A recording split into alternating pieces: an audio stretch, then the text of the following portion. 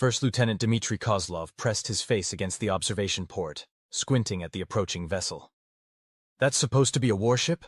It looks like someone welded a bunch of cargo containers together and slapped some engines on the back. According to our scans, it's definitely military.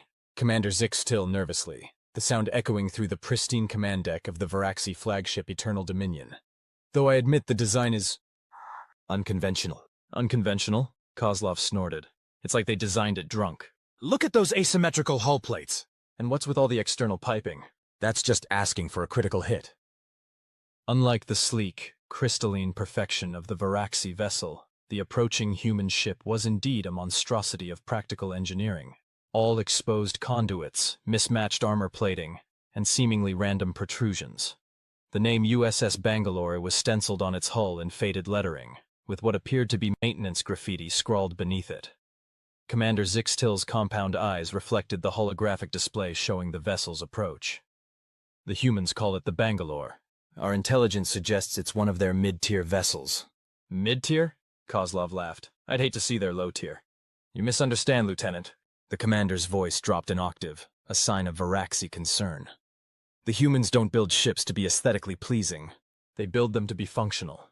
Well, this ought to be the easiest first contact in Varaxi history, Kozlov said, straightening his immaculate uniform. Send the standard greeting package and prepare the diplomatic reception bay. Let's get this over with. The commander hesitated. Intelligence suggests we should exercise caution. With that heap of junk? What are they going to do? Throw wrenches at us? Little did Lieutenant Kozlov know just how wrong he was about to be. Captain Morgan Reed of the USS Bangalore scratched at her 3-day stubble as she studied the alien vessel through the bridge's cracked main view screen. The replacement part had been back-ordered for months, but nobody really cared enough to expedite it. After all, a cracked screen didn't affect functionality, and the Bangalore had more pressing maintenance issues. "Would you look at that beauty?" she whistled. "It's like someone carved a giant diamond and then stuffed a fusion reactor inside it." Lieutenant Banks, her XO, nodded while sipping from a coffee mug with "Not Today, Alien Scum" printed on it. "Pretty sure. But I'll bet my last bottle of contraband whiskey there's not a single redundant system on that thing. One good hit and it'll shatter like my ex's wine glass when I told her I was shipping out." "Speaking of contraband," Reed said, "is Chief Wallace still running that still in engineering?" "Of course not, Captain," Banks replied with a perfectly straight face. "That would be against regulations." Good. Make sure he doesn't save me any then. Also against regulations." The communications officer, Lieutenant Martinez, swiveled in her chair. "Captain, we're receiving a transmission from the alien vessel. Standard first contact package, mathematical sequences, simple pictographs, the usual we come in peace stuff." "Well, that's nice of them. Let's see. Protocol says we should respond with our own package, right?" Banks nodded. "That's what the diplomatic corps would want." "All right then." Reed stretched. Her uniform rumpled from the 36-hour shift she'd just pulled. "Send them our response package. The cleaned-up one, not the real one." "Aye, Captain." Martinez's fingers flew over her console, which had several keys replaced with mismatched replacements. "Package sent." Reed stood up. "Now let's get ready for visitors. Banks, make sure everyone's wearing the proper uniforms." "Everyone only has one uniform, Captain. Then make sure they're wearing it." She paused. "And tell Wallace to hide the still. We're about to make history here. First contact with the... what are they called again?" "Varaxi, Captain." "Right. First contact with the Varaxi. Let's try not to start an interstellar incident on day one." Back on the Eternal Dominion, Lieutenant Kozlov was accompanying Commander Zixtil to the docking bay when an alarming report came in. "Commander!" A junior officer scurried up to them, antennae twitching in distress. "Our sensors have detected multiple unusual energy signatures from the human vessel." "What kind of energy signatures?" Zixtil demanded. "That's just it. We don't know. Some appear to be crude fission reactors, others some form of plasma containment, and there are at least 3 different propulsion systems active simultaneously." Kozlov frowned. "That can't be right. No ship uses multiple propulsion types at once. It's inefficient." "Inefficiency seems to be their specialty," the commander muttered. "What else?" "There appear to be leaks, venting, intentional releases of various gases and fluids. And we're detecting numerous small life forms aboard, not just humans." "Other sentient species?" Kozlov asked. No, much smaller. Possibly microorganisms? And there are temperature variations throughout the ship that make no logical sense. Some sections are near freezing, while others are almost hot enough to damage equipment. Commander Zixtil's mandibles clicked rapidly, the Varaxi equivalent of a human chewing their nails. This defies all known shipbuilding principles. A vessel shouldn't function with such contradictions. Yet it's headed straight for us, Kozlov pointed out. Indeed. The commander squared her shoulders. Prepare the diplomatic reception bay, but double the security detail. Quietly. Captain, they're scanning us again. Lieutenant Clark, the Bangalore sensor officer, didn't even look up from his game of solitaire as he reported this. Pretty thorough this time. Reed nodded. Let him look. Nothing classified on this rust bucket anyway. Except the still, Banks muttered. I didn't hear that. Reed stood up and stretched. All right, people. Let's make ourselves presentable. We're about to meet the neighbors. Martinez, get me shipwide. A moment later, the shipwide comm crackled to life. Attention all hands. This is the captain speaking. In about 30 minutes, we'll be docking with an alien vessel for humanity's first face-to-face, or whatever they have, meeting with the Varaxi. So please, for the love of whatever you hold sacred, shower if you haven't in the last week, put on clean uniforms if you can find them, and at least pretend we're a disciplined military vessel for a few hours. Read out. She turned to Banks. Think they'll buy it? Banks snorted. That we're a professional military outfit? Not a chance. Well, let's hope they have a sense of humor then. The Bangalore docked with surprising precision given its ramshackle appearance. The docking collar extended from the Varaxi ship, connecting with the human vessel's airlock with a series of mechanical clanks that made Commander Zixtil wince. A delegation of Varaxi officials assembled in the reception bay, all wearing their ceremonial armor that gleamed with iridescent perfection. Lieutenant Kozlov stood at attention beside the commander, mentally rehearsing the first contact protocol. The airlock cycled, hissed, thudded, banged alarmingly, hissed again, and finally opened. Captain Reed stepped through, followed by a small delegation of human officers. Despite their best efforts, they looked like they had dressed for the occasion in what might generously be called cleanish uniforms. Reed's captain's insignia was slightly tarnished, and Banks had a coffee stain on his collar that he'd tried to hide with a strategically positioned stylus. Greetings on behalf of humanity and the United Earth Coalition, Reed said, following protocol to the letter, if not the spirit. I am Captain Morgan Reed of the UEC vessel Bangalore. Commander Zixtil stepped forward, performing the elaborate greeting gesture of her species. I am Commander Zixtil of the Varaxi Eternal Fleet. We welcome you to the Eternal Dominion. Kozlov couldn't help but stare at the humans. They were so disheveled compared to the Varaxi. Even at their most formal, they looked like they'd just rolled out of their sleeping chambers. Reed smiled, a gesture the Varaxi had studied but still found slightly disconcerting. We appreciate your welcome, Commander. We look forward to establishing peaceful relations between our species. As do we, the commander replied. If you and your officers would follow me, we have prepared a reception area more suitable for discussions. As they walked through the pristine corridors of the Varaxi flagship, the contrast between the two groups couldn't have been more stark. The Varaxi moved with perfect coordination, their steps silent, their posture impeccable. The humans, meanwhile, gawked at everything, whispered to each other, and one even tried to take a selfie until Banks elbowed him sharply in the ribs. Your ship is beautiful, Reed said, apparently sincere despite her casual demeanor. I've never seen anything like it. Thank you, Commander Zixtil replied. It is the pride of our fleet. I bet. Our ships are built more for function than form, as you've probably noticed.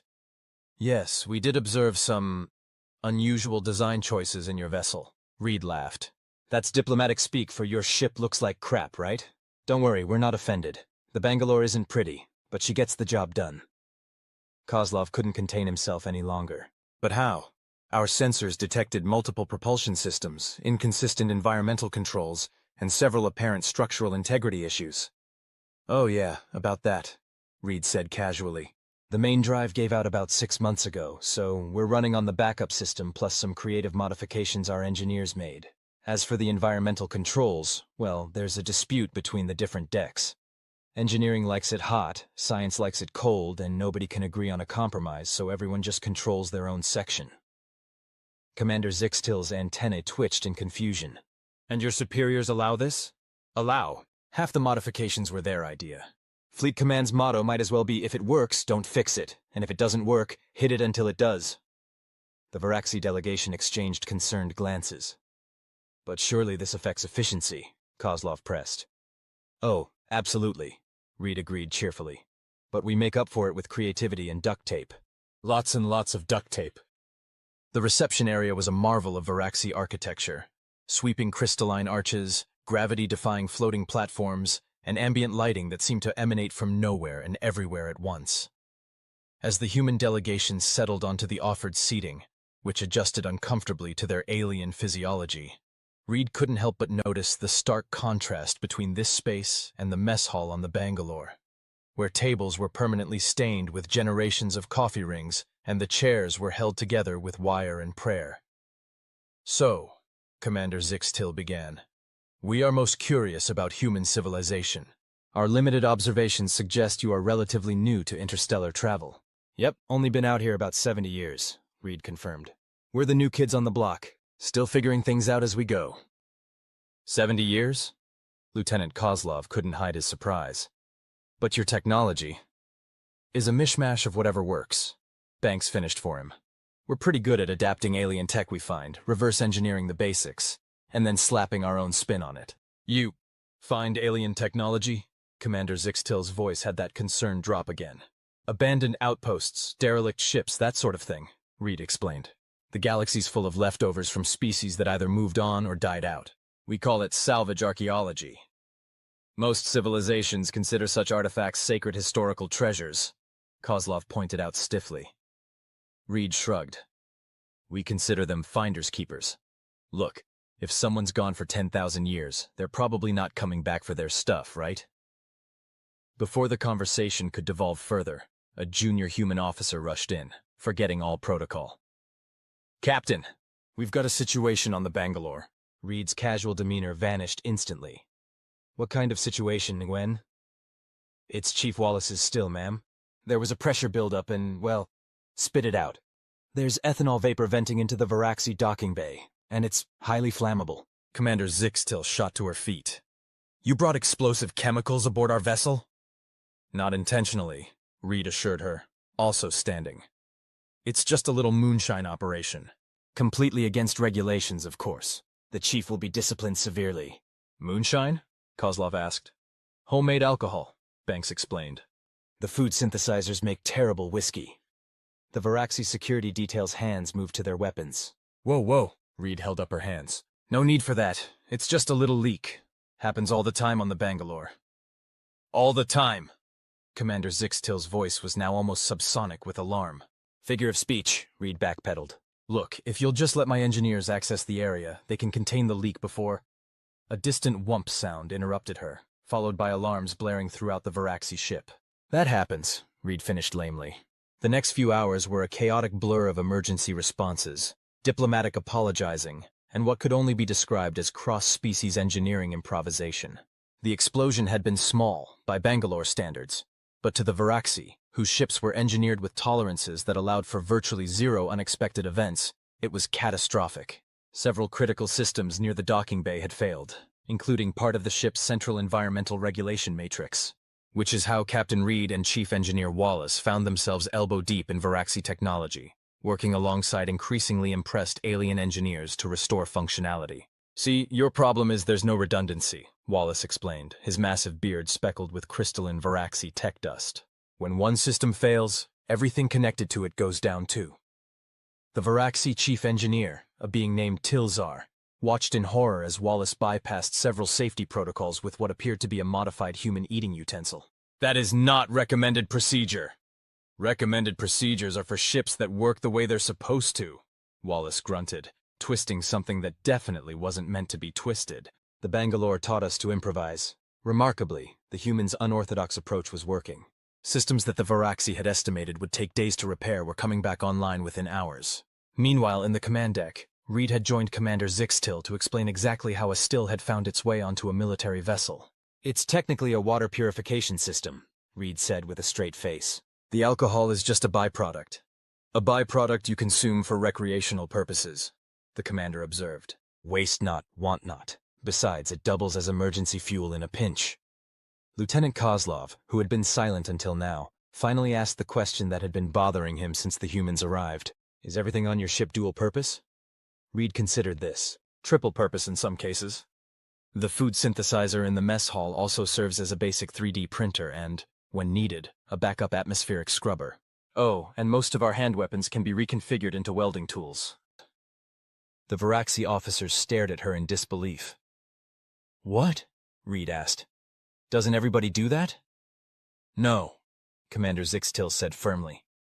No other species we have encountered designs their technology this way. Most civilizations specialize their tools for maximum efficiency at single tasks. Huh. Reed scratched her chin. Seems limiting. Before the commander could respond, the ship's communications system chimed. Commander, this is engineering. The environmental systems are back online. The human engineer has implemented some modifications. Modifications? Zixtil's voice was wary. Yes, he says they will prevent total system failure if a similar incident occurs in the future. It's not according to specifications, but initial tests show a 27% increase in system resilience. Reed tried not to look smug. She failed. 12 hours later, the crisis had been fully resolved. Not only had the human engineers repaired the damage, but they'd also improved several Varaxi systems in ways that the aliens found simultaneously horrifying and fascinating. The diplomatic reception, once almost derailed by disaster, had resumed, though with a markedly different tone. The Varaxi were now viewing the humans with a mixture of trepidation and reluctant respect. I still don't understand, Lieutenant Kozlov said, nursing a drink that the humans had assured him was safe for Varaxi consumption. Your ship looks like it's held together with adhesives and hope. Your protocols are flexible to the point of non-existence, and yet you're not only surviving in space but thriving. Reed, considerably more relaxed now that the immediate crisis had passed, leaned back in her seat. That's humanity for you.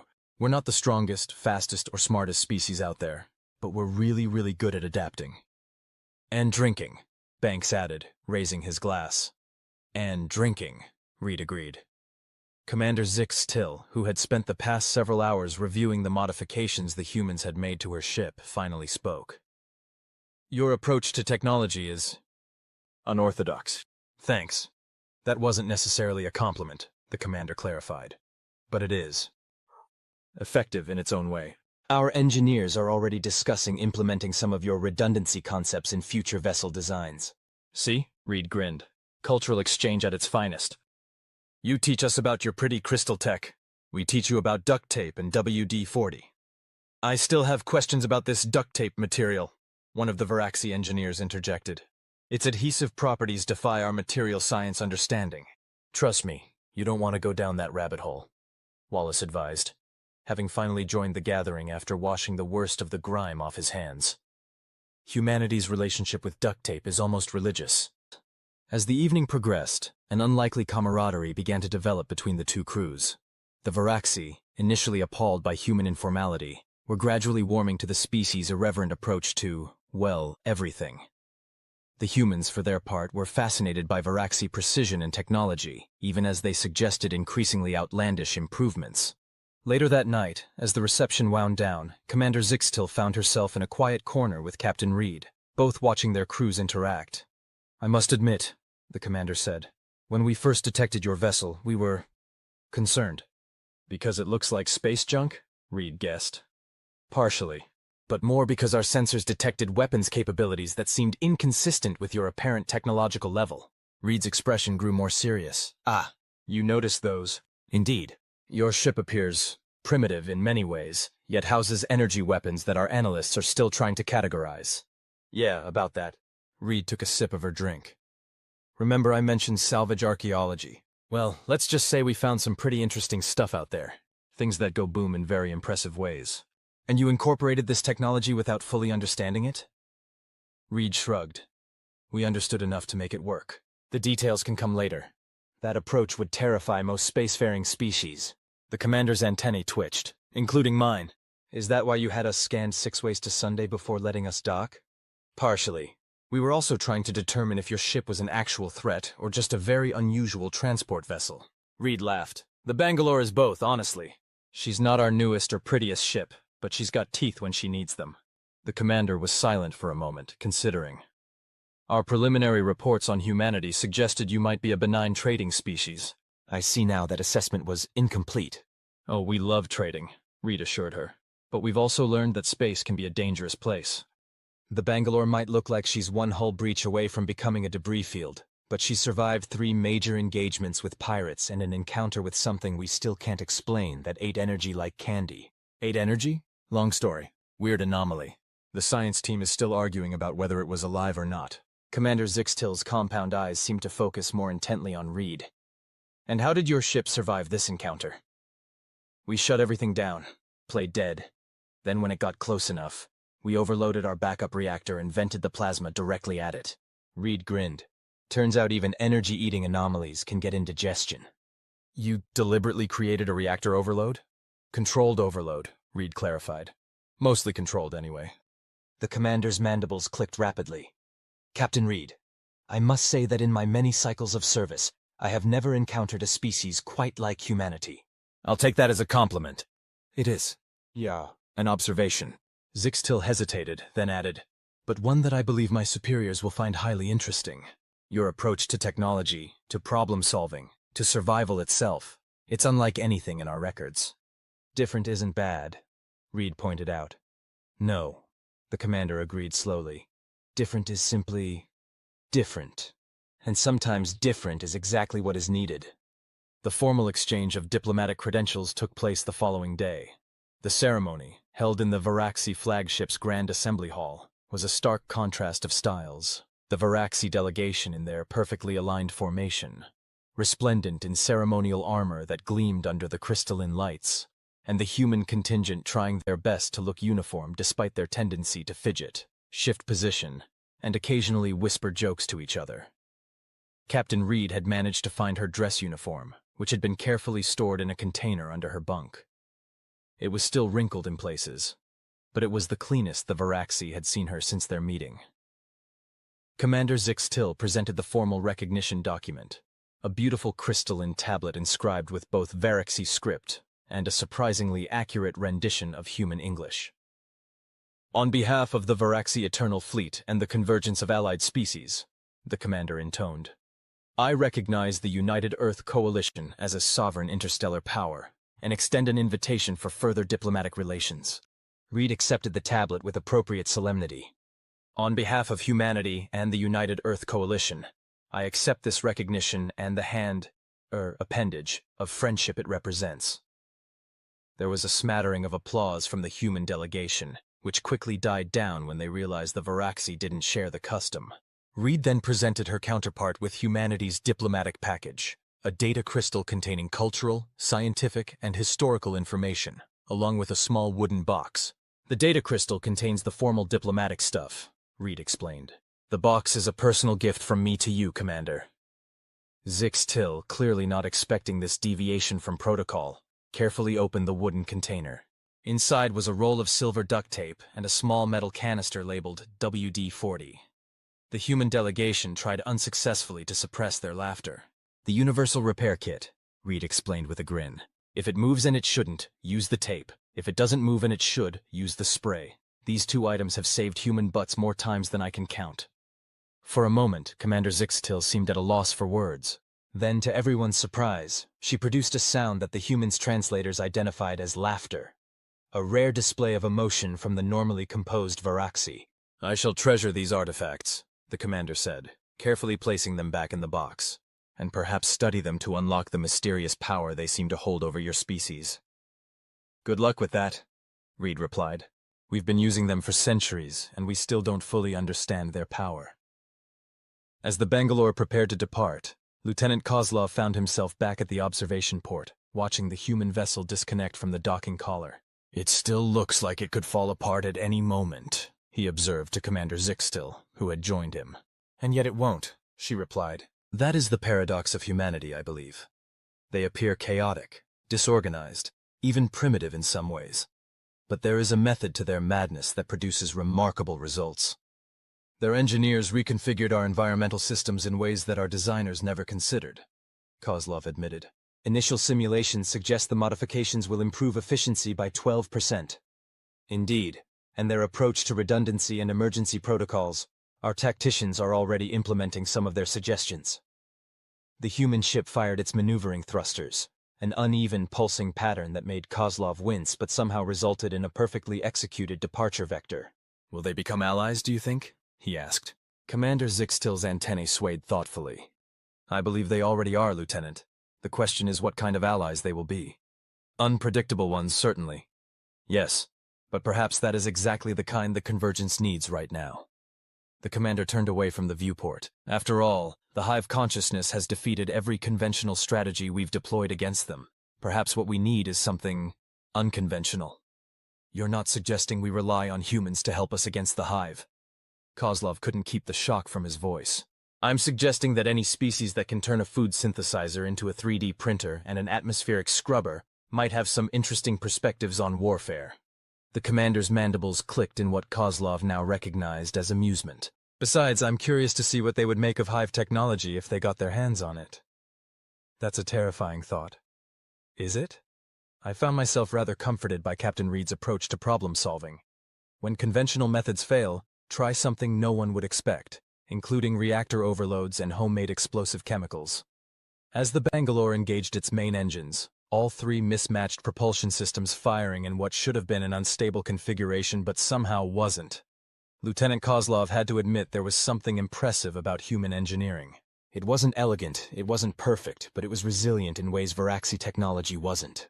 "I've updated our official report to the Convergence Council," Commander Zixtil said as they watched the human vessel accelerate away.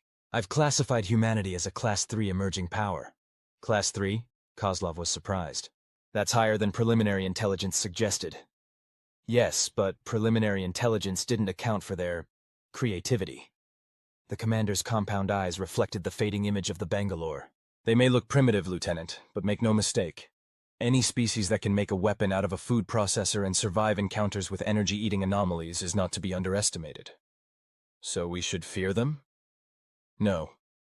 Commander Zixtil's voice held a note of finality. "We should learn from them, before the Hive does." As the human ship finally vanished into the darkness of space, Lieutenant Kozlov couldn't help but wonder what Captain Reed would make of the Hive consciousness. Somehow he suspected she would just stare at it, scratch her stubble and say, "Nothing a little duct tape can't fix." And the most terrifying part? She might actually be right. Back aboard the Bangalore, Captain Reed settled into her command chair with a satisfied sigh. "Well, that went better than expected," she announced to the bridge crew. "No major diplomatic incidents. We fixed their ship after breaking it, and we didn't start an interstellar war. I'm calling it a win." Banks nodded in agreement. The Varaxi seemed impressed by our engineering solutions. Impressed, horrified. It's a fine line. Reed grinned. "Set course for Earth, Martinez. I think headquarters is going to want a full report on this one." "Already plotted, Captain. ETA 47 days, assuming the port thruster doesn't give out again." "And if it does?" Martinez shrugged. "Then Chief Wallace will hit it with a wrench until it works, and we'll be home in 48 days. Reed laughed. "That's the spirit. Humanity. Finding solutions one wrench hit at a time." As the Bangalore accelerated toward home, its mismatched hull plating gleaming dully in the light of a distant star, Reed couldn't help but feel a surge of pride in her ramshackle ship and its resourceful crew. They might not have the most beautiful vessel in space, but beauty wasn't what had kept them alive through anomalies, pirate attacks, and now first contact with an advanced alien civilization.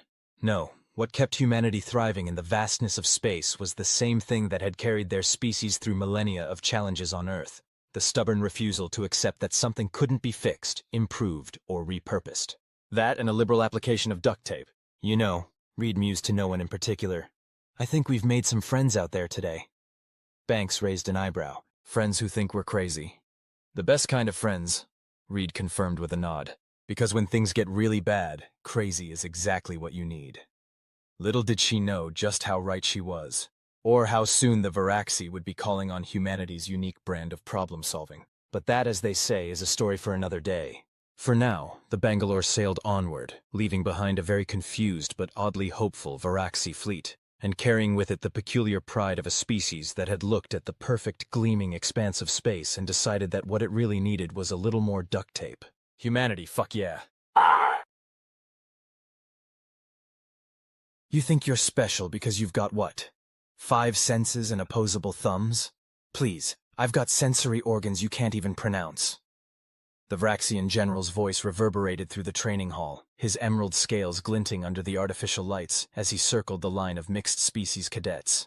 Actually, sir, humans have more than 5 senses, replied Cadet Mitchell, maintaining his position at attention despite the alien looming inches from his face. We can sense temperature, pain, balance, time, and our body's position in space. Some scientists argue we have over 20 distinct sensory. The slap came fast and without warning. A 3-fingered hand with enough force to crush titanium struck Mitchell's left cheek, the sound cracking through the silent hall like a gunshot. Every non-human cadet took 3 steps back. Every human cadet winced in unison. Not because of concern for Mitchell, because of what was about to happen to the general. "Oh shit," whispered Cadet Novak from 2 spots down the line. "He doesn't know." The Varaxian general, General Skiktars, or General Ziki as the humans had nicknamed him within 16 seconds of his introduction, leaned in, mandibles twitching with satisfaction at having established dominance. His species had joined the Galactic Cooperative only 14 months ago, and while they were technologically advanced and physically imposing, they hadn't yet learned certain cultural nuances, like not casually assaulting a human who hadn't signed the proper waivers. Mitchell's hand moved before anyone could blink. His right arm shot up, grabbed the general's left antenna and yanked down sharply, all while maintaining perfect parade rest posture with the rest of his body. Now here's something you should know about Varaxian antennae. They're not just for show. They contain approximately 60% of a Varaxian's nerve endings and are directly connected to their central nervous system. Imagine someone grabbing your spinal cord and giving it a friendly tug. That's roughly the equivalent. General Ziki made a sound that no translator in the galaxy could interpret as anything other than "sweet mother of all cosmic eggs," and dropped to his knees. "Sir," said Mitchell calmly, still holding the antenna, "I must respectfully request that you refrain from unauthorized physical contact with human cadets. Our reflexes are problematic." The other instructors, a Torellian weapons master, 2 Orion tactical officers, and a human lieutenant, watched with varying expressions of horror, amusement, and in the lieutenant's case, a carefully maintained poker face that was cracking around the edges. "Release me," gasped the general, all 6 of his eyes watering profusely. "Of course, sir," Mitchell replied, letting go of the antenna which now hung at an angle that antennae generally shouldn't. "My sincerest apologies for the reflex. As I was saying about human senses, we also have proprioception, which allows us to know where our limbs are in space without looking at them.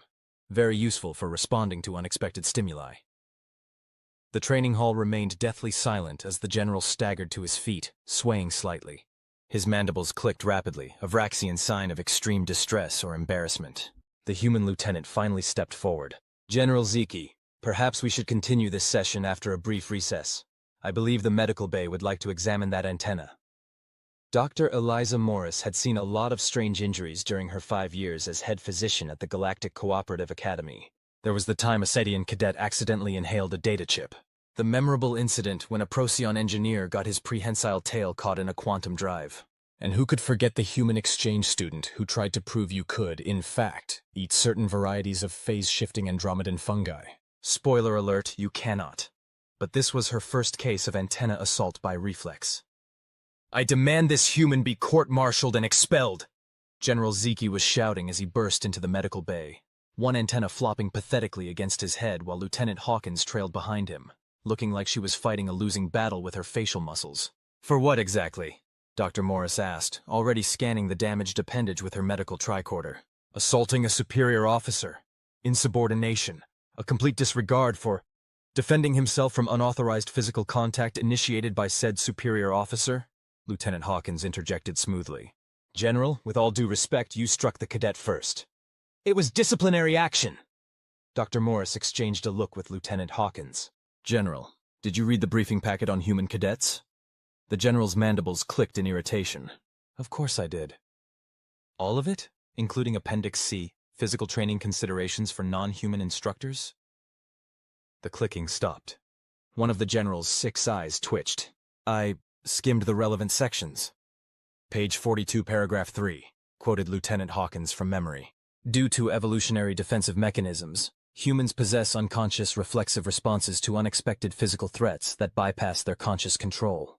These reflexes can result in counteractions occurring before the human has cognitively processed the initial stimulus. In other words, Dr. Morris added, applying a regenerative gel to the damaged antenna. You hit him, and before his brain even registered pain, his body had already decided to grab the nearest vulnerable part of your anatomy and make you regret every life choice that led to that moment. The general's scales paled slightly. That's barbaric. That's survival, corrected Hawkins. Humans evolved on a death world with predators that would consider your species an appetizer. Their bodies don't wait for permission from their brains when they're in danger. Dr. Morris nodded sagely. You're lucky, honestly. I've treated Orgasian diplomats who made the mistake of surprising humans with backslaps. Those poor souls left with fractured exoskeletons. At least your species has internal skeletons. The point is, Hawkins continued, this incident won't be going in any official reports, because technically you assaulted him first, and his response was an involuntary reflex, not an intentional attack. The general's mandibles worked silently for a moment, processing this information. Finally, he spoke with what appeared to be painful realization. You're saying I should have requested consent before physical discipline? We're saying humans don't do physical discipline, Hawkins clarified. We haven't since the 21st century. It's considered extremely inappropriate, especially between different power dynamics like instructor and cadet. Then how do you instill discipline? The general asked, genuinely confused. Dr. Morris couldn't help herself. We use our words, General, like evolved beings. Meanwhile, back in the barracks, Cadet Mitchell had become something of an instant celebrity. You grabbed his antenna? Cadet Williams was practically bouncing with glee. Dude, do you have any idea what you've done? Mitchell sat on his bunk, holding an ice pack to his still stinging cheek. Probably gotten myself expelled before the first semester even properly starts? No, you absolute legend, Cadet Novak chimed in. You've just single-handedly, literally, changed interspecies training protocols for the next decade. The barracks was a rectangular room lined with bunks, accommodating the 24 cadets of Training Squadron Echo. The unique thing about Echo was that it was one of the first truly integrated training units in the Academy's history, 12 humans and 12 non-humans, all training together to serve in the Galactic Cooperative Forces. Cadet Tezoral, a Volmeridian with blue-tinged skin and 4 arms, leaned against a nearby locker. On my world, touching another's sensory appendage without permission is grounds for ritual combat to the death. Yeah, well, on my world, slapping someone for correcting you is grounds for getting your ass kicked, Mitchell replied dryly. That's what humans don't understand about joining the cooperative, said Cadet Exrix, the only Varaxian in Echo Squadron. His translucent exoskeleton shimmered as he gesticulated with multiple limbs. You think the galaxy should adapt to you, instead of you adapting to galactic standards. The room temperature seemed to drop a few degrees as the human cadets exchanged glances. Interesting perspective, said Cadet Navarro, setting down the technical manual she'd been studying. Tell me, Xrix, how many planets in the cooperative have atmospheric pressure that would crush your exoskeleton like an empty ration packet? That's not relevant. It's about 14%, she continued.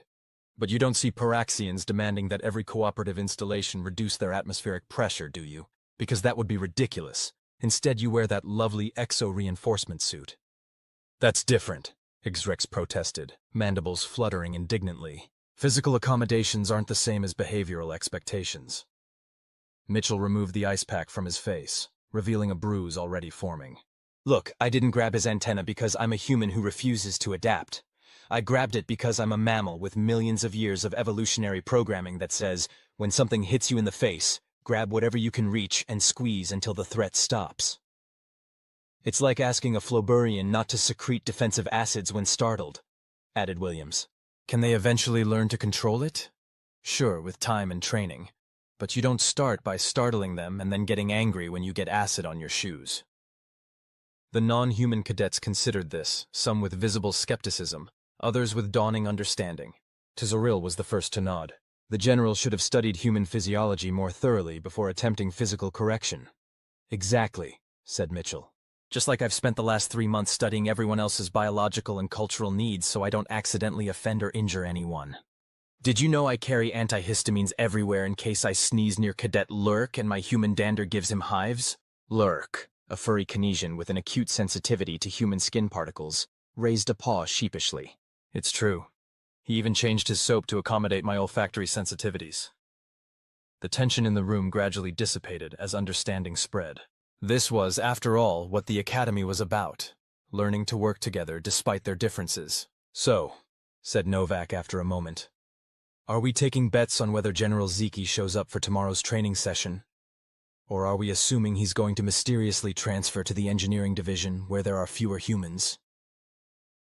The betting pool was just getting started when Lieutenant Hawkins entered the barracks. Everyone snapped to attention.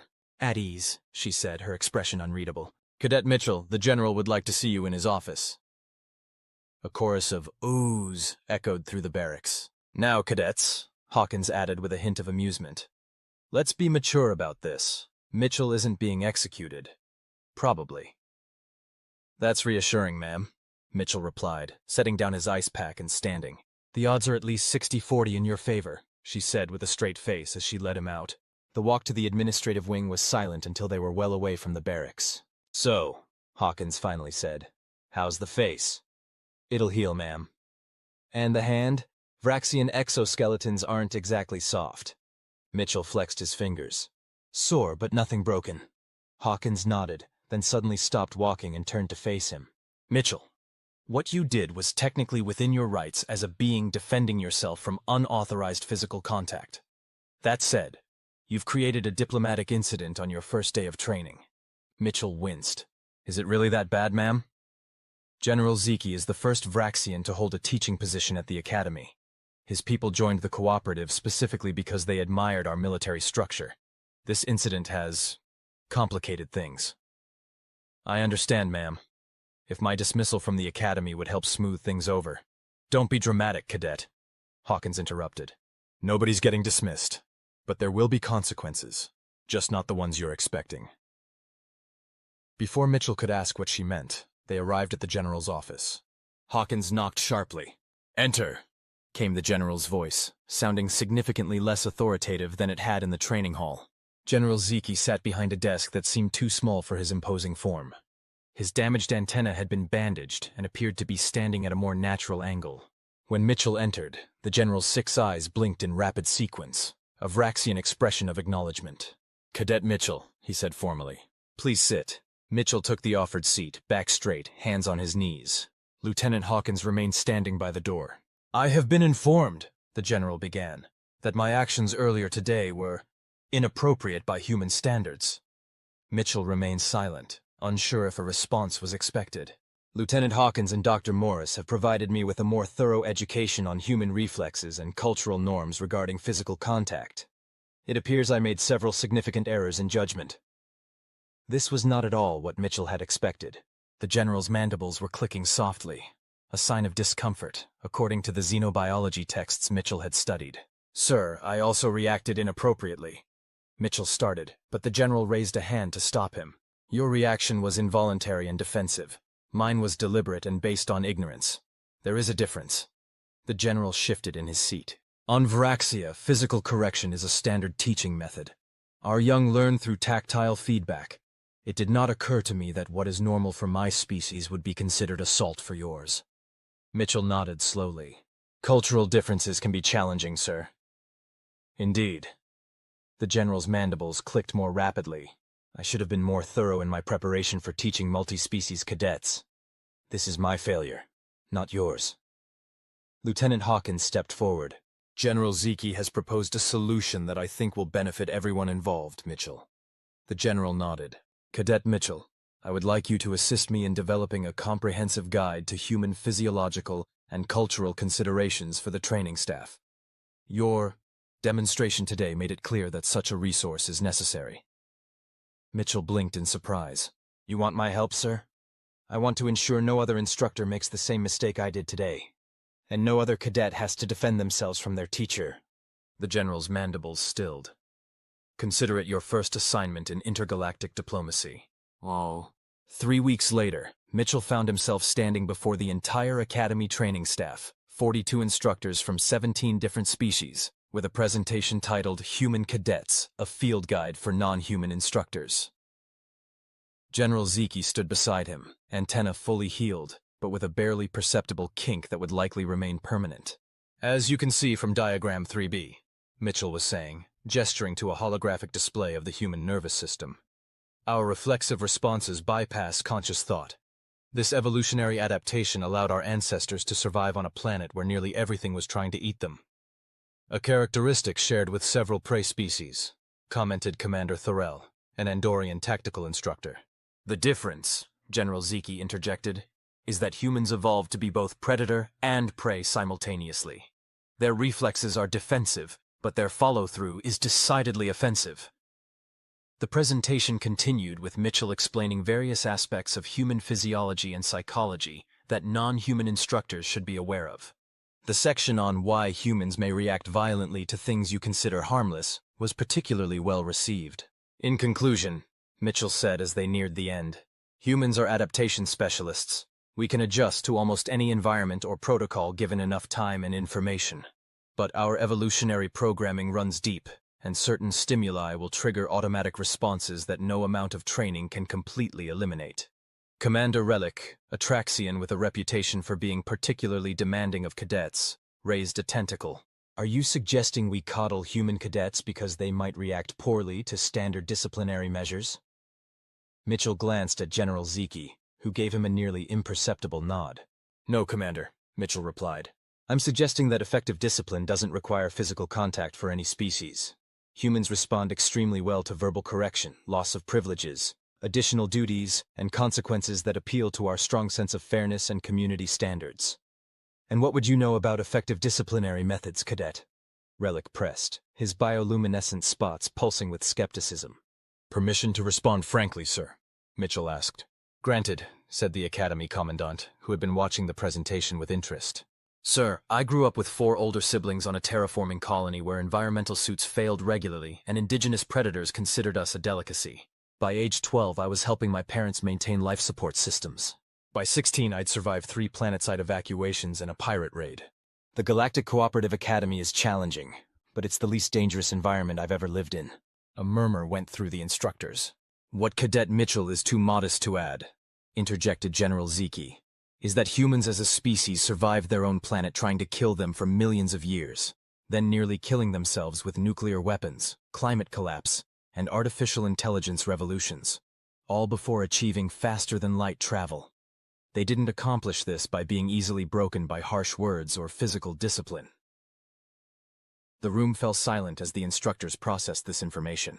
The guide we've prepared, Mitchell continued, gesturing to the data packets being distributed, includes species-specific recommendations for effective instruction methods that take into account biological and cultural differences. We believe these approaches will enhance training outcomes for all cadets, not just humans. After the presentation concluded and the instructors filed out, the Commandant approached Mitchell and General Zeki. Impressive work, she said, though I must say this whole incident could have been avoided if someone had simply read the existing manuals. With respect, Commandant, General Zeki replied. The existing manuals were inadequate. They stated facts without providing context or practical application. And they were buried in appendices that no one ever reads, added Mitchell, before quickly adding, Ma'am. The Commandant raised an eyebrow but didn't disagree. Well, your new guide should help prevent similar misunderstandings. And Cadet Mitchell? Yes, ma'am. Your handling of this situation has been noted in your permanent record. We need officers who can turn conflicts into learning opportunities. Keep it up. As the Commandant walked away, General Zeki turned to Mitchell. She is correct. You have demonstrated exceptional diplomatic skills for a first-year cadet. Thank you, sir. Though I would have preferred to demonstrate them without assaulting a superior officer. As would my antenna, the General replied dryly. But sometimes the most memorable lessons are the painful ones. Word of the antenna incident spread through the Academy like a quantum wave, growing more elaborate with each retelling. By semester's end, according to popular account, Mitchell had single-handedly fought off 3 Varaxian generals, while reciting the complete biochemical composition of human adrenaline. The reality was far less dramatic but perhaps more significant. The guide Mitchell and General Zeki created became required reading for all instructors and was eventually incorporated into the Academy's core curriculum. More importantly, it sparked a broader conversation about multi-species education approaches. For Echo Squadron, the incident created an unexpected bond. The human and non-human cadets began actively teaching each other about their biological and cultural differences, often with humorous results. So you're saying, Cadet Tezoral asked one evening in the mess hall, that humans intentionally consume capsaicin, a compound specifically evolved to prevent mammals from eating certain plants.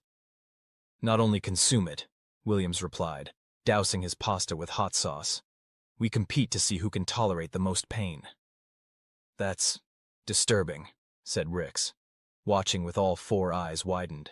Says the species that considers fermented fungal spores a delicacy, countered Navarro. Those are medicinal and enhance cognitive function. They make you hallucinate geometric patterns and smell colors, Mitchell pointed out. Exactly, enhanced cognition. These exchanges became common, with each species learning the strange and sometimes alarming biological quirks of their squad mates. They compiled their own unofficial guide. Weird Shit My Alien Roommate Does That Nearly Gave Me a Heart Attack, which became a bestseller on the Academy's internal network. General Zeki, meanwhile, became an unexpected advocate for human cadets. His first-hand experience with human reflexes gave him a unique perspective that he shared freely with other Varaxian officials. When the Varaxian High Command suggested implementing physical discipline protocols for their joint training programs with humans, Zeki sent them a simple message. I strongly advise against this course of action unless you are prepared to lose both antennae. See attached medical report for reference. The suggestion was quietly withdrawn. 6 months after the antenna incident, Echo Squadron was in the final stage of their wilderness survival exercise on Epsilon 4, a largely uninhabited planet with terrain and atmospheric conditions suitable for most oxygen-breathing species. The exercise was simple. Navigate from drop point to extraction point using only basic tools and whatever they could find in the environment. They had been divided into mixed species teams of 4, with Mitchell's team including Tezoril, Ixrix, and a human cadet named Reyes. They were making good progress until they encountered the local wildlife. What the hell is that? Whispered Reyes as they crouched behind a fallen tree. Something that wasn't in the briefing, Mitchell replied, eyeing the massive creature blocking their path. It resembled a cross between an earth rhinoceros and a centipede, with armor-plated segments and multiple sets of legs. It was methodically demolishing a stand of trees, apparently feeding on the sap. Fascinating, murmured Trix. A previously undocumented arthropod analog megafauna. Fascinating isn't the word I'd use, said Reyes. That thing is between us and the extraction point, and we're already behind schedule. Tezoril consulted their map. We could go around, but it would add at least 4 hours to our journey. And we'd miss the extraction window, Mitchell added. We need to get past it somehow. They observed the creature for several minutes, noting its behavior and trying to formulate a plan. It seemed to be territorial, charging at smaller animals that ventured too close. I have an idea, said Mitchell finally. But it's going to sound crazy. Those are always the best kind, said Reyes with a grin. Mitchell outlined his plan, which indeed sounded completely insane. But after discussing alternatives, of which there were few, they reluctantly agreed it was their best option. The plan required precise timing and coordination. Tezoril, with her 4 arms and exceptional climbing ability, would position herself in the trees flanking their desired path. Ixrix, whose exoskeleton could withstand significant impact, would serve as a momentary distraction. Reyes would use her uncanny aim with improvised projectiles to create noise away from their intended route. And Mitchell would do what humans apparently did best, something incredibly risky that might just work. As they moved into position, Mitchell felt a strange calm descend over him. This was exactly the kind of situation humans evolved to handle, adapting on the fly to unexpected threats in hostile environments. The plan went into action with Reyes launching a series of rocks at a metal container they'd salvaged from their supplies, creating a rhythmic clanging about 30 meters to the creature's right. The mega arthropod swung its massive head toward the sound, giving Ixrix the opportunity to skitter quickly across its field of vision on the left. The creature, now confused by stimuli from multiple directions, charged at Ixrix, who ducked into a narrow crevice between boulders. Too small for the creature to follow, but large enough for Ixrix's flexible exoskeleton to squeeze through. With the creature distracted, Mitchell made his move, sprinting along the path they needed to take. He was about halfway across when the creature sensed his movement and pivoted with surprising speed. This was where the plan relied on Tezoril. As the creature charged toward Mitchell, Tezoril launched herself from the trees, landing on the creature's back. She wasn't trying to hurt it, merely confuse it long enough for Mitchell to reach safety. The creature bucked and twisted, trying to dislodge the unexpected passenger. Tezoril clung to the gaps between its armored plates, using all 4 arms to maintain her position while Mitchell completed his crossing. But then things went sideways. The creature rolled, threatening to crush Tezoril beneath its massive weight. Without hesitation, Mitchell reversed course, running back toward the danger. "What are you doing?" Reyes shouted from her position. Mitchell didn't answer. He'd spotted a vulnerability, a gap in the creature's plating near what appeared to be sensory organs. Grabbing a broken branch, he charged directly at the creature, which was now focused entirely on dislodging Tezoral. With perfect timing, the kind that comes from millions of years of evolutionary programming designed for exactly this kind of life-or-death moment, Mitchell jammed the branch into the gap just as the creature reared up. The response was immediate. The creature emitted a high-pitched keening sound and backed away rapidly, shaking its head as if trying to dislodge an irritant. Tezoral seized the opportunity to leap clear, and Mitchell grabbed her by one of her forearms, pulling her towards safety as the creature retreated into the underbrush, still making distressed noises. "Are you insane?" Tezoral gasped once they were at a safe distance. "You ran toward it. You were about to be crushed," Mitchell replied, as if that explained everything. "So your solution was to ensure we both got crushed?" Srix and Reyes joined them, Srix's exoskeleton covered in dirt from his tight squeeze through the rocks. "That," said Reyes, "was either the bravest or stupidest thing I've ever seen. I'm leaning towards stupid." "It worked, didn't it?" Mitchell countered, checking Tizoril for injuries. "Besides, we needed to get past it, and now we have." "By traumatizing a previously undocumented species," Srix noted, though there was a hint of admiration in his translated voice. "How did you know where to strike it?" Mitchell shrugged. "I didn't. But most creatures protect their sensory organs, and that looked like a weak spot. It was just a guess. A guess that saved my life," Tezoral acknowledged. "Thank you, Mitchell." They continued toward the extraction point, making it with just minutes to spare. As they boarded the shuttle, they found the other teams already there, many looking considerably worse for wear. "Echo 3, what happened to you?" Instructor Krell demanded as they took their seats. "Your biomonitors showed extreme stress patterns 15 minutes ago." "We encountered some local wildlife, sir," Mitchell reported. "Nothing we couldn't handle." The instructor's compound eyes narrowed. "Define local wildlife." Mitchell described the creature, watching as Krell's expression shifted from skepticism to alarm. "You encountered a Epsilon Titanobuthus and you're all still alive? With no serious injuries?" "Yes, sir," Mitchell confirmed. "We persuaded it to let us pass." Krell stared at them for a long moment. "I want a full report on my desk by 0800 tomorrow, detailed, with diagrams." As the shuttle lifted off, the exhausted cadets settled in for the return journey. Reyes nudged Mitchell. "You know what this means, right? That we're getting extra homework?" "No, you idiot. It means we just survived an encounter with a previously unknown apex predator using nothing but sticks and rocks. Do you have any idea how that's going to sound in the Academy records?" Mitchell groaned. "Please don't tell me this is going to be another incident." "Oh, it absolutely is," Ijrix chimed in, mandibles twitching in the Varaxian equivalent of a grin. "The humans who stared down a Titanobuthus. Led by the same human who grabbed a Varaxian general's antenna," added Tezoral. "Your reputation is becoming colorful, Mitchell." Mitchell sighed deeply. "Great. Just what I needed." General Zeki was reviewing the wilderness exercise reports when he came across Echo 3's encounter with the Titanobuthus. By the time he finished reading, his normally stoic expression had given way to what his species would recognize as stunned disbelief. "Lieutenant Hawkins," he called, summoning his human colleague from the adjoining office. "Have you read Cadet Mitchell's team report?" Hawkins glanced at the file name on the general's screen and fought back a smile. "Yes, sir. Quite the creative solution they developed." Creative? It was reckless, dangerous, and completely unauthorized. They should have reported the creature's presence and found an alternate route. "Which would have caused them to miss their extraction window," Hawkins pointed out. "The exercise parameters were clear. Reach extraction by the deadline or fail." The general's mandibles clicked rapidly. "The parameters did not include engaging with apex predators." "They didn't engage, sir. They distracted and evaded, using minimal force only when necessary to prevent injury to a teammate." "Mitchell ran toward the creature." "To save Cadet Tezoral, yes." Hawkins' expression grew more serious. "That's what humans do, General. Especially the ones drawn to military service. When someone is in danger, their instinct isn't to save themselves. It's to protect their team." The general was silent for a moment, antenna twitching thoughtfully. "Even at great personal risk?" "Especially then. Humans evolved as pack hunters and communal defenders. Our individual survival instincts are strong, but our group protection instincts can override them." General Zeki leaned back in his chair, considering this information.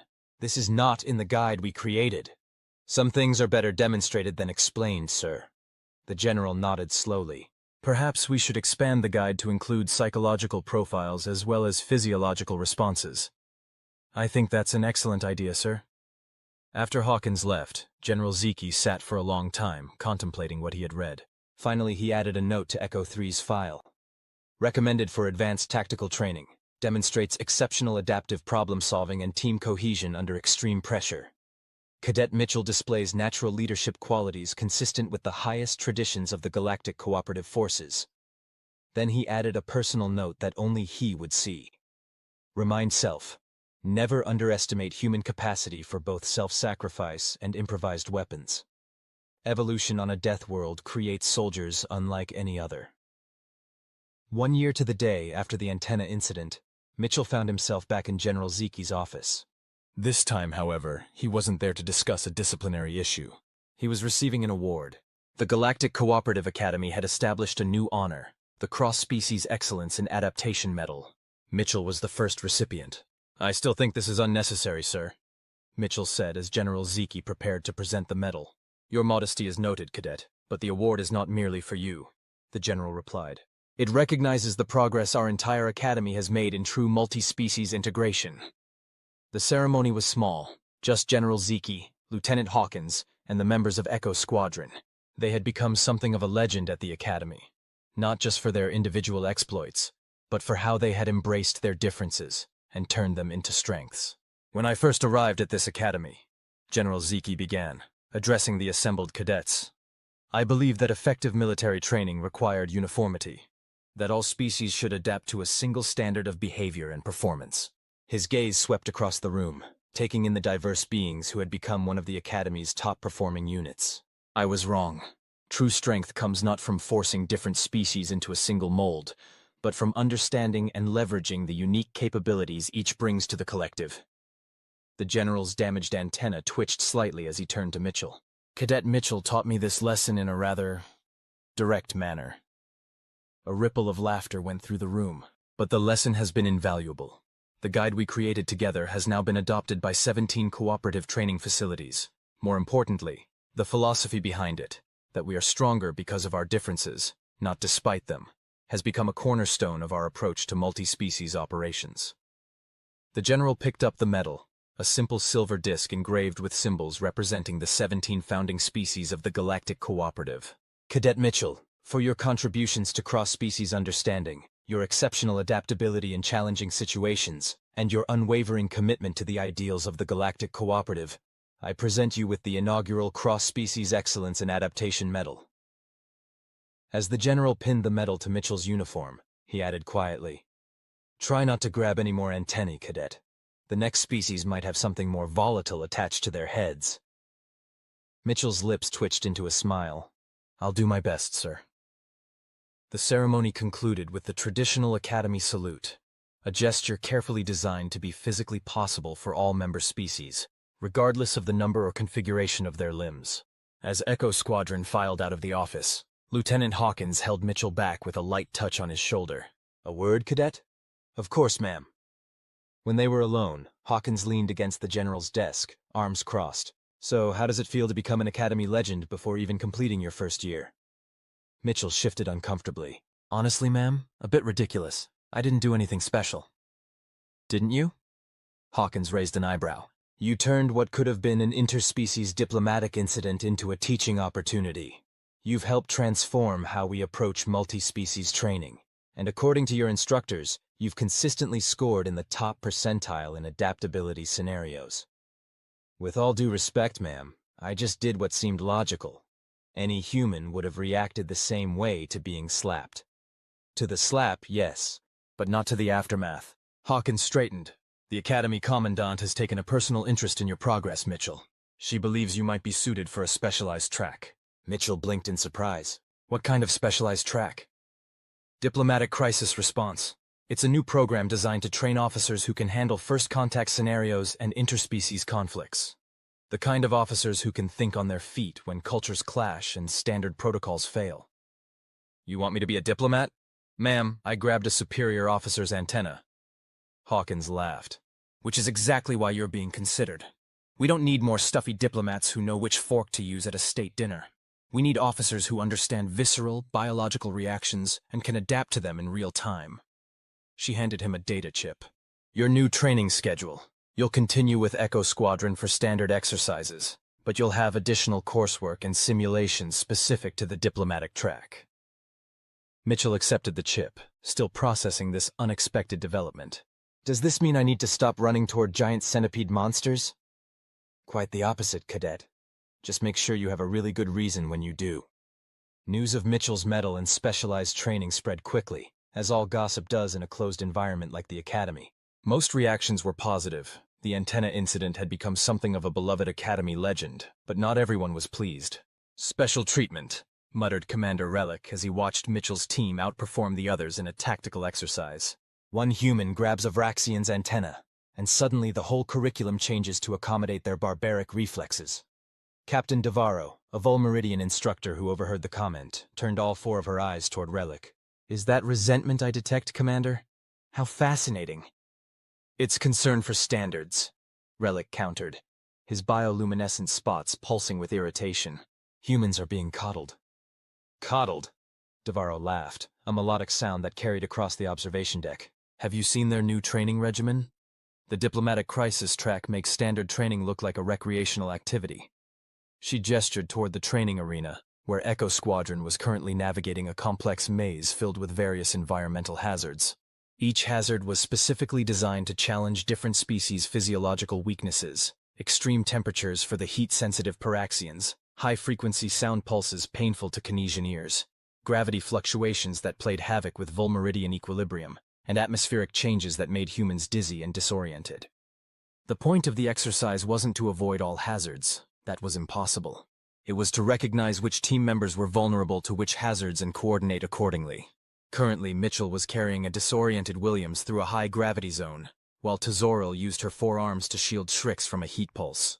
They're adapting to each other's weaknesses, Devarro observed, not avoiding them or pretending they don't exist, but acknowledging and compensating for them. That's not coddling, Commander. That's evolution. Relic's spots darkened, a sign of grudging acknowledgement. Perhaps, but I still maintain that discipline is becoming too lax. You know what your problem is, Relic? Devarro said with a smile that showed all 26 of her needle-like teeth. You're thinking like a solitary predator. But the cooperative isn't about being the strongest individual. It's about being the strongest collective. Below them, Echo Squadron reached the maze's exit, their time a full 3 minutes faster than the previous record. Impressive, admitted Relic reluctantly. And that, said Devarro, is why Cadet Mitchell and his squadron are being given special opportunities. Not because they're being coddled, but because they're showing us all how to be better. The diplomatic crisis training was every bit as demanding as Hawkins had suggested. In addition to his regular coursework, Mitchell now spent hours in advanced simulations designed to test his responses to increasingly complex interspecies conflicts. Scenario 47B, announced the AI running the simulation. Diplomatic reception on Proxima Station. 16 species present, including 3 with conflicting biological imperatives. Objective: prevent escalation when the Morrican delegation releases pheromones that trigger a mating response in the Clytelian ambassador, while simultaneously causing respiratory distress in the Terran representatives. Mitchell stood in the holographic reception hall, mentally reviewing everything he knew about Morrican pheromone production. Involuntary during stress, Clytelian mating behaviors, aggressive and public, and human respiratory sensitivities, wide-ranging and potentially fatal. These scenarios never had a perfect solution.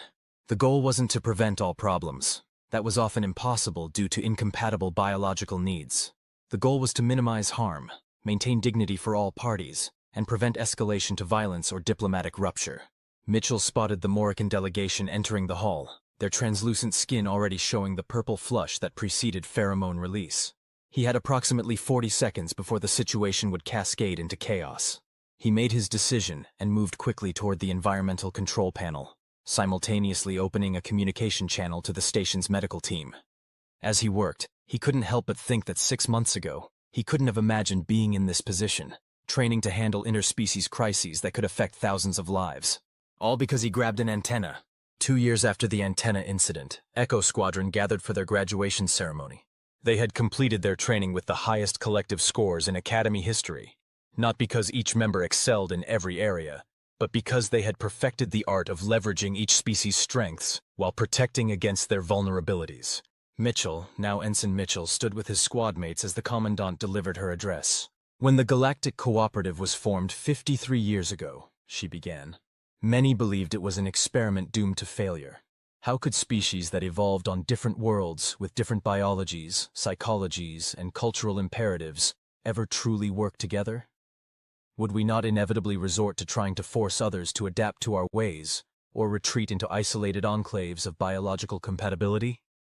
She gestured to the graduating class before her, 144 cadets from 23 species. You stand here today as living proof that such pessimism was unfounded.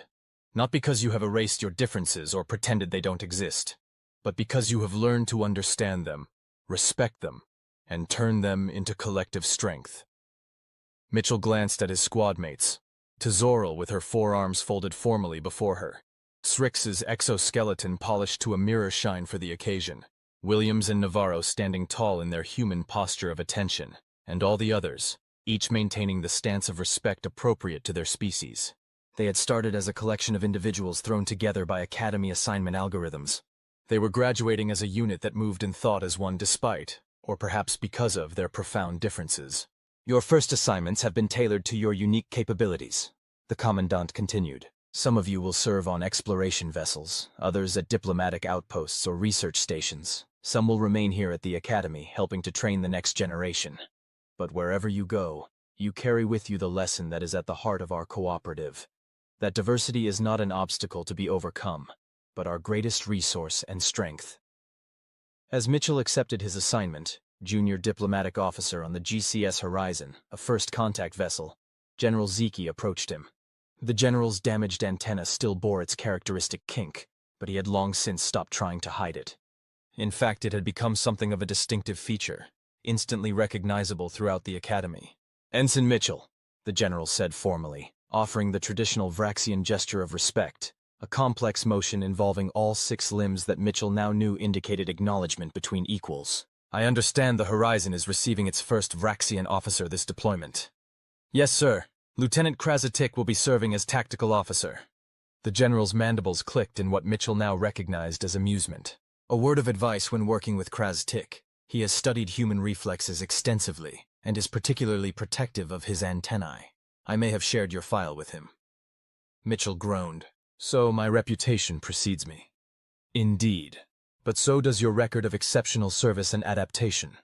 The antenna incident is now part of basic training for all Varaxian officers who will work with humans. I'm honored, I think.